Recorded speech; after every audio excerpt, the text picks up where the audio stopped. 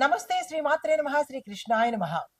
మనకి యోగాల గురించి ఎప్పుడు చెప్పుకుంటున్నాం కదా, చెప్పుకోవాలి కూడా. అయితే మనకి ఏంటంటే ఈ సెప్టెంబర్ నెలలో, అంటే సెప్టెంబర్ నెల కన్నా సెప్టెంబర్ అనే దానికన్నా ఆగస్టు 17 నుంచి గ్రహాల రాజైనటువంటి సూర్యుడు, కేతు ఈ ఇద్దరు కలిసి సంయోగం చెంది విశేషమైన యోగాన్ని కలిగిస్తున్నారు. అది ఎప్పుడు 18 ఏళ్ల తరువాత మళ్ళా ఇప్పుడు జరిగిందనమాట. ఆగస్టు 17వ తారీఖున జరిగింది. మళ్ళీ 18 ఏళ్ల కన్నా ముందు జరిగింది. తిరిగి మళ్ళా మనకి ఇప్పుడు జరగబోతోంది. విశేషమైన లాభాలను ఇద్దరూ తెచ్చుకొస్తున్నారు. గ్రహాల రాజు కేతువు కూడా. కేతువు ఏం సామాన్యుడు కాదు.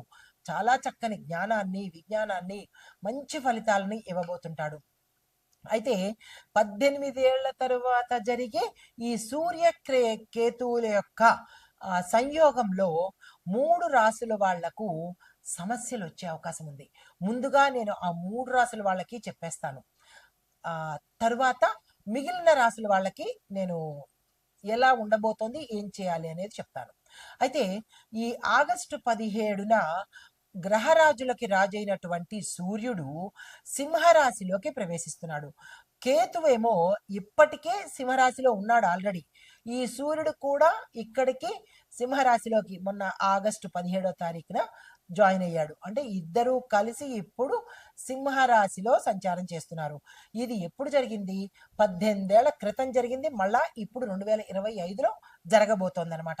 అయితే వీటి నుంచి ఒక్కొక్కరికి ఎలాంటి ఫలితాలు వస్తాయి అంటే, మనకి కాలానుగుణంగా ఈ రాసులు, గ్రహాలు ఒకదాంట్లోకి ఒకటి జరగడం అనేది, మారడం అనేది నిత్యం జరిగే ప్రక్రియ. ఇందులో వింత ఏమీ లేదు.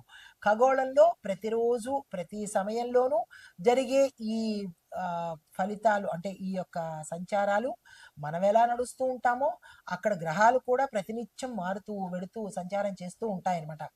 ఆ సంచార ఫలితాలే మనకి ఇక్కడ దేశకాలమాన పరిస్థితులను బట్టి మనుషులకి అందరికీ కూడా ఎలాంటి ఫలితాలు ఇస్తున్నారు అనే అంశంలో చూసుకున్నట్టయితే కనుక, ఈ సంయోగము ద్వాదశ రాశుల వారి మీద ఎలాంటి ఫలితాలు ఇస్తోంది, ఎలాంటి నెగిటివ్స్ ఎదుర్కోవాలి వీళ్ళు, ఎలాంటి సంతోషాలను పొందాలి, ఎలాంటి శుభాలను ఆస్వాదించాలి అనే అంశాలను ఉద్యోగపరంగాను, తరువాత ఆరోగ్యపరంగాను, తర్వాత వ్యాపార పరంగాను ఎలా ఉండబోతోంది అనే అంశంలో ముందుగా మంచిగా, అంటే ఈ జాగ్రత్త పడవలసిన రాశులను చెప్పేస్తాను.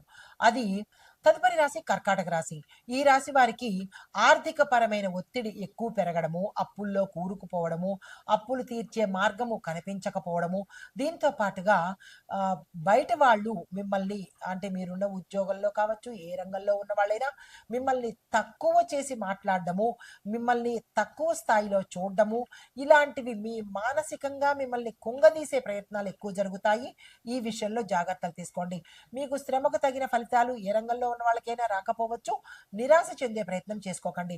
ఆరోగ్య విషయంలో కడుపుకు సంబంధించి, గ్యాస్ట్రిక్ సంబంధించి, జీర్ణ వ్యవస్థకు సంబంధించిన సమస్యలు కానీ, ఆపరేషన్స్ కానీ, లేదా తీవ్రమైన ఇబ్బందులు కానీ జరిగే అవకాశాలు ఎక్కువ ఉన్నాయి. వీటి పట్ల జాగ్రత్తలు తీసుకోండి. అయితే వ్యాపారంలో భాగస్వాములతో మీకు తగాదా కానీ, విడిపోవడం కానీ, వాళ్ళు మిమ్మల్ని మోసం చేయడం కానీ, లేదా హై స్థాయిలో అంటే లక్షల్లో నష్టపోవడం కానీ, ఏదైనా స్కామ్ జరగడం కానీ, ఇలాంటివి జరిగే అవకాశాలు ఎక్కువగా కనబడుతున్నాయి. ఆ విషయంలో జాగ్రత్త తీసుకుని మీ భాగస్వామితో చర్చ చేయడం కానీ, లేదా వాళ్ళని గమనించుకోవడం కానీ చేసినట్టయితే కొంత వెసులుబాటు ఉండే అవకాశం ఉంది. అయితే మీ యొక్క బంధువుల్లోనూ లేదా మీ స్నేహితుల్లోనూ ఒక అంశం మీద చిన్న చిన్నగా మాట మొదలయ్యి అది పెద్దగా విడిపోయేంత, సమస్యలు సృష్టించేంత స్థాయికి వెళ్ళే అవకాశం కనబడుతోంది.